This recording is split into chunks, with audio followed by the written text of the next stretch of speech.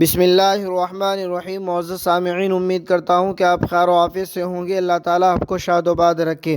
ناظرین کرام، عورتوں کے لیے مرد امام کے پیچھے تراویح پڑھنا کیسا ہے، اسی کی وضاحت کے لیے علماء دیوبند کا فتویٰ دیکھ لیتے ہیں۔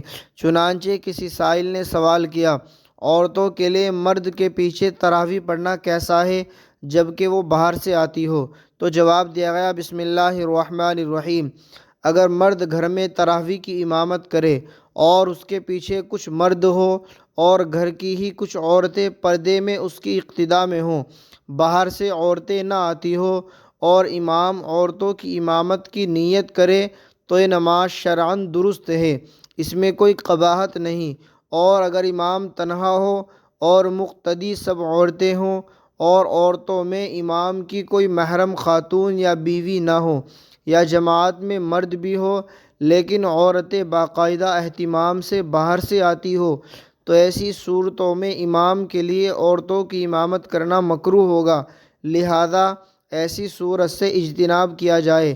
فقط واللہ تعالی عالم۔ دارالافتاء، جامعہ علوم اسلامیہ، علامہ محمد یوسف بن نوری، ٹاؤن۔